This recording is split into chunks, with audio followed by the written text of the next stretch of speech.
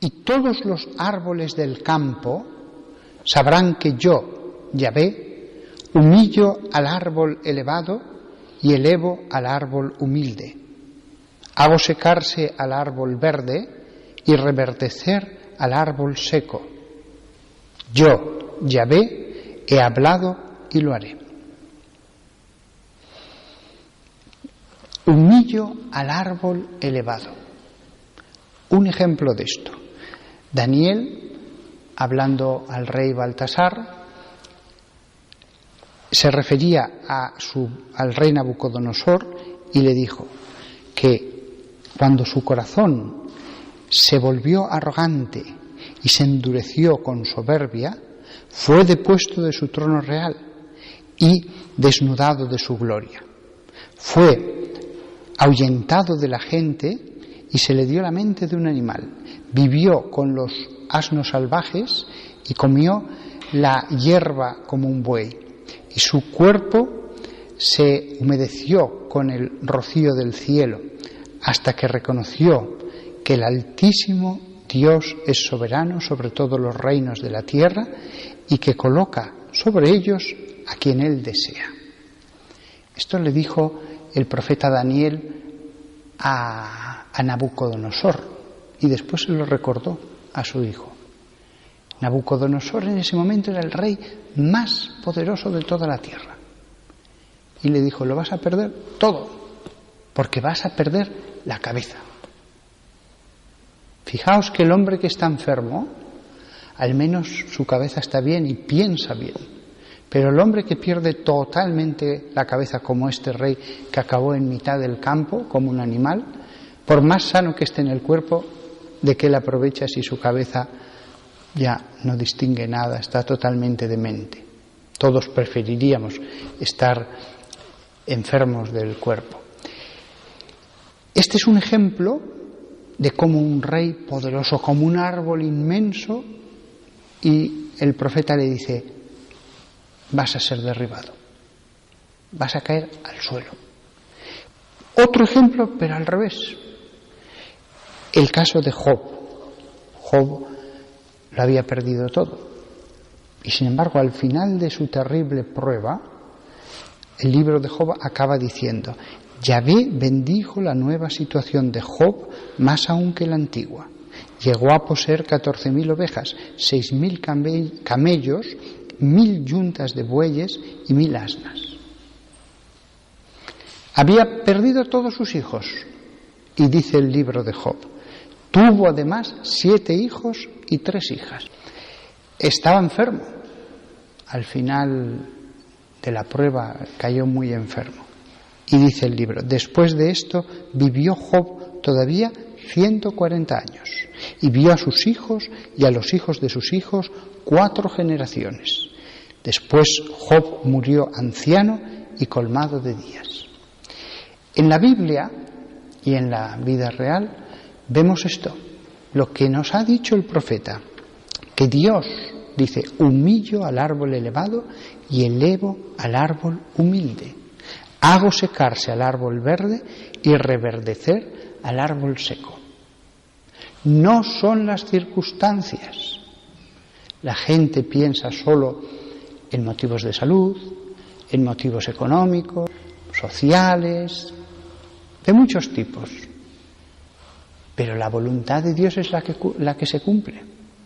Porque si Dios a un profeta le dice, dile que va a ser inmensamente rico, pues será inmensamente rico. Dile que se prepare, porque va a morir, como le ocurrió al rey Ezequías. Le dijo, prepara tus cosas, porque antes de que pasen tantos días vas a morir.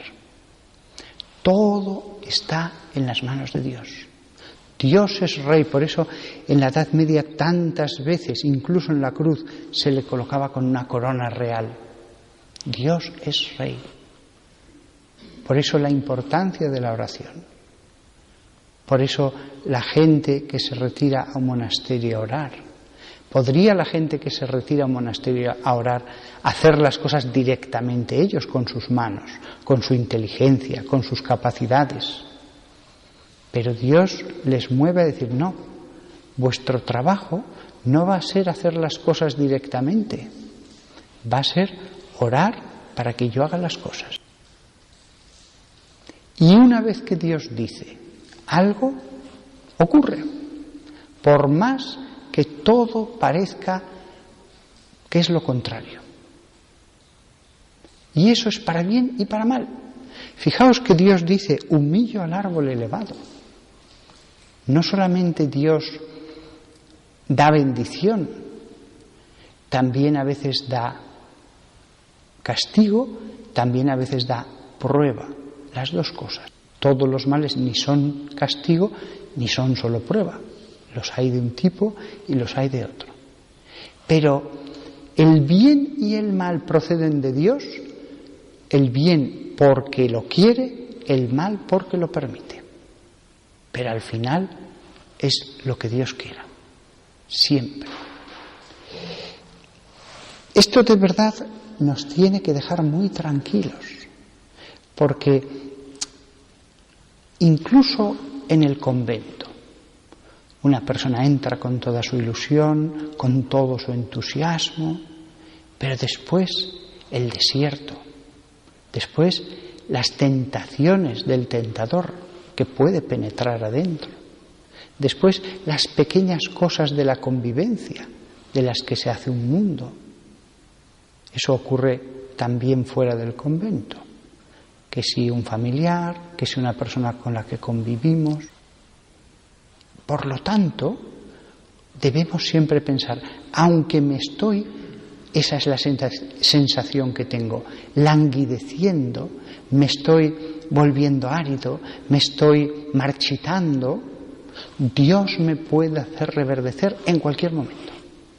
Si yo no me aparto de Dios, si yo me aferro a Dios, si yo no abandono estas fuentes, aunque ahora parece que se han agotado, aunque ahora parece que se han secado, volveré a reverdecer.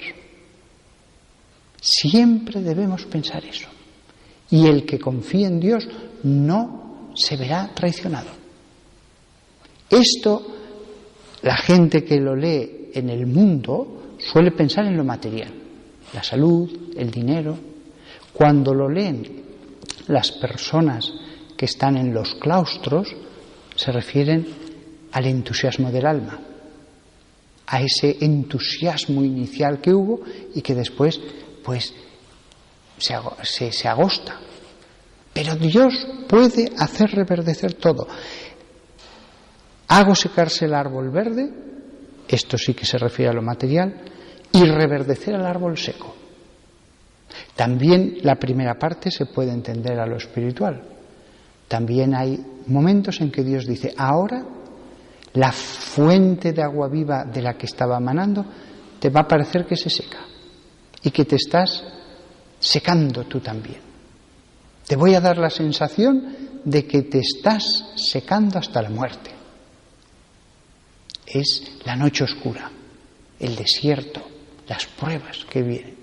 Pero siempre, siempre, siempre hay que recordar este versículo del profeta Ezequiel. Hago reverdecer al árbol seco. Lo mismo vale, yo que estoy en el hospital, para todos los enfermos. Al final, todos allí se secan. Pero Dios acabará haciéndoles reverdecer. Cualquier victoria sobre la enfermedad en el hospital es transitoria. Es una tregua, es un oasis. Pasará. Es solo por un tiempo. Pero siempre este versículo nos tiene que dar tranquilidad. Dios nos hará reverdecer plenamente. Y quería acabar con un versículo del Salmo que hemos leído, que está en conexión con esto. Dice el Salmo 92, florece el justo como la palmera, crece como un cedro del Líbano. Plantados en la casa de Yahvé, florecerán en los patios de nuestro Dios. Hoy el sermón va de árboles, como podéis ver. Florece el justo como la palmera, pero no en cualquier lugar, sino plantados en la casa de Yahvé. El árbol puede estar donde quiera, Y el árbol dice, no, yo quiero estar en la casa de Dios, allí. De todos los lugares del mundo donde puedo estar, en ese lugar sagrado, en esa tierra sagrada, escuchando los salmos, los himnos, oliendo el incienso que se ofrecía en el santuario.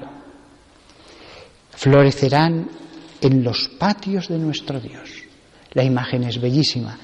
El santuario en el centro y después todas esas construcciones que se habían ido adosando a los muros iniciales del templo, se adosaban como edificios pero que acababan formando patios.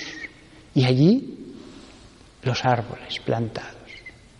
Sí, lo sabía porque lo dice aquí el Salmo. Florecerán en los patios de nuestro Dios. El alma tiene que desear ser eso. Ojalá fuera una palmera que crece tranquilamente, silenciosamente, con la humildad del silencio, que no estorba, que da sombra, que da frutos, pero que nadie se fija en ella.